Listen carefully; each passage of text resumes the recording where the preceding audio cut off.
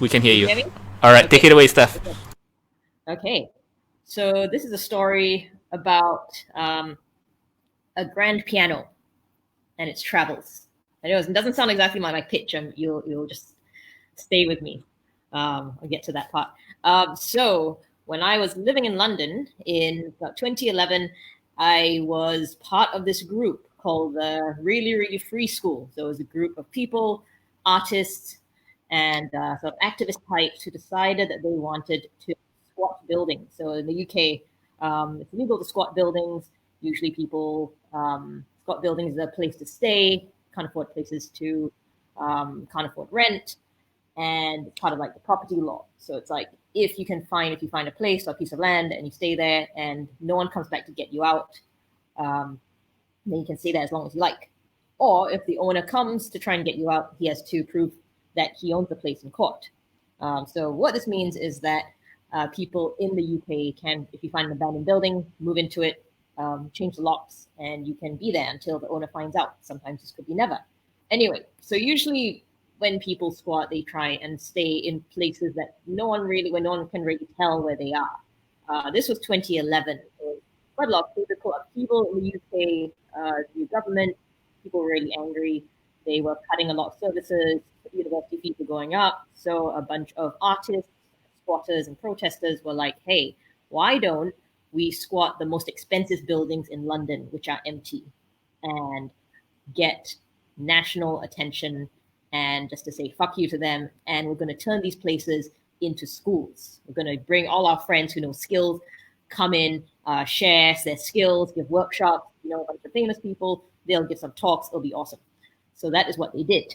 And the first place was this massive mansion that cost several £1 million in the middle of Bloomsbury, one of the most expensive places. Obviously made headlines, and people came in from everywhere, and they gave us all kinds of stuff. They donated books. People came to give talks. Authors came in to speak. Someone donated a baby grand piano. A person got a baby grand piano lying in their house, and it was awesome because it meant people could play anytime they wanted. And I remember there was one night when people donated lots of books. Someone found this like horrifically racist book that someone had written and thought that it would be fun to give to us for some reason. It was called Londonistan, like how awful it's going to be with like Muslim people attacking London. So we read it and it was like full of ridiculous stuff, and we just like basically turned it into a really weird improv night because someone started reading it and in like really like scary voices, and then someone started playing the cello, then someone started playing the piano, and we just started making fun of the book. And that basically was like a weird kind of like jazz and racism night that we came up with. Kind of fun, and so yeah, so we had lots of workshops, and as we kind of expected, the owner figured out we were staying there, he was not happy, and evicted us. So they were like, okay, we've got to find a new place. They find this place, this massive mansion, maybe about 10 minutes away, and it is in this like really expensive neighborhood, and it's kind of under renovation, completely empty. They find some mail. Look at the name; it's a bit of a weird name. They don't think much of it. They see a name on the envelope is like the surname is like Richie, and like the first name is like G, and they don't think much of it we wake up the next morning and the place is swarmed with reporters. It turns out that indeed we have accidentally broken into Guy Ritchie's house, which is under renovation. Um, so for the next few days, we can't. It's a weird thing. We can't exactly leave. Someone decides it's a really clever idea to go on Twitter and tell people, "Hey, everyone is welcome to come to this house." And so we get lots of random people showing up. He's like, it was a cool thing. We got like, there's like homeless people. It was like, yeah, homeless people come here and stay, which was cool because they got a place to stay, except none of us had any experience working with homeless people or the kind of needs that they had. And so that was interesting. And so for a while, we were kind of in sort of like a weird lockdown in that house, in Guy Ritchie's house, because we were surrounded by newspaper reporters, TV cameras. It was really hard to get in or out because everyone wanted to interview us. There was like stuff in the Daily Mail and all that. I remember like a reporter followed. I was like walked out of the house, and like a reporter like stalked me to the train station, and he was like, "Who are you? Where are you from?" So I made up a bunch of stuff. Like, "Yeah, I'm from Hong Kong. This student, I'm an international student. I don't really know what I'm doing here." So yeah, so that was weird. Um, Eventually, they got evicted and they moved into another place. They decided, like, you know what, fuck it. There's going to be reporters outside. We're going to turn they're going to be filming us no matter what. So why not have a massive party as we leave this mansion? So they invited a bunch of musicians and and basically decided they were going to invite all their friends and just move all their stuff out like on foot. So they got like drums and that sort of thing, and people playing the piano. And there was like 50 of them just marched out Guy Ritchie's house to an abandoned pub in the middle of like Leicester Square, which is their next place. And then eventually, so then we moved to the third place, which is a place in Leicester Square.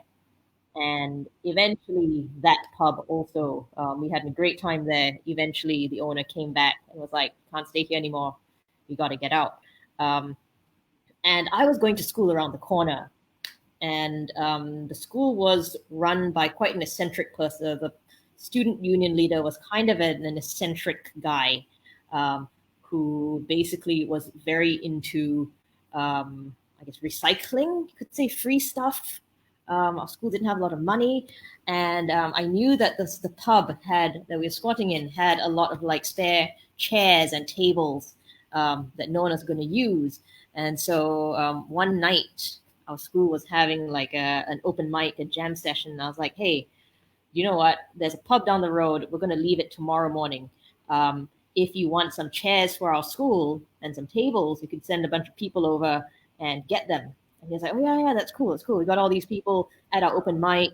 They're all quite drunk. It's easy to get them to do stuff." And so that's what he did.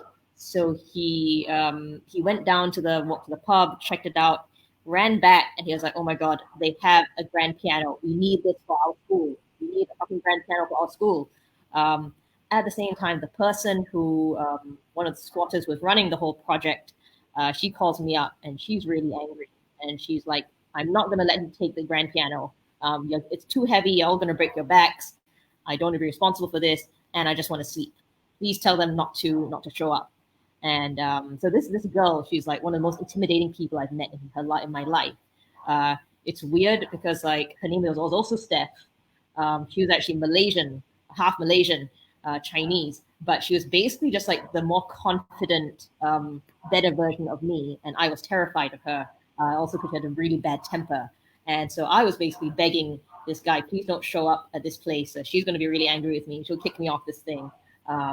And he's like, "No, man, it's fine. It's all good. I'll get a bunch of people, and we'll go." So basically, I'm so terrified that I go home and I make pancakes and go to sleep. I was like, I don't want anything to do with this. What I hear the next morning was that the next morning I show up at school, the grand piano is in the middle of our student union. So they have brought the grand piano back. What actually happened was that they marched a bunch of drunk musicians from our school at about midnight to this abandoned pub, knocked on the door, and were like, "Hey, we've come here to collect the piano and a bunch of chairs." And the other thing to know is that next to this pub is a club, and there's a whole bunch of drunk university students who see this happening, and they try to come inside. They're like, "Haha, it's a squat. Anyone can come inside." So the girl Steph, the better version of me, wakes up, is in a terrible mood, is wearing a large T-shirt and her underwear and socks, and like goes to the door. There's like some drunk university student who's like, "Hey, I'm standing in the doorway. I can come in, can't I?" From this club next door, and he's like, and then he stares at her because she's just wearing a T-shirt and no pants. And she's about to tell him to fuck off, but then she decides it's a better idea to just punch him in the face. And he starts screaming, and all his drunk starts screaming, and then the guy from my school takes a piece of wood and pushes him away, and the guy starts calling the police, and my friend just grabs the phone from him and he's like, "It's fine, it's fine. My friend is just very drunk. Don't worry about it." And they bring the giant trolley from our school and somehow put the grand piano on it and wheel it back to the school and set the whole thing up by morning. And the last so my school has just my university has just had a thing since then. And the last time I went to visit my university, I found out that they now have a club called the Piano Appreciation Society. So there's a club of people who take care of this piano and tune it every now and then. And I remember asking last time I was back, I asked this like university student, and I was like, "Hey, what do you know about this piano? It's a pretty cool piano, isn't it?" And he's like, "Yeah, yeah." That there's a apparently that I've heard the story. Apparently, they said Madonna had sex on it once, and I was like, "Yeah, that's thanks to me, thanks to me." That's how you know that story, and that's the end of my story.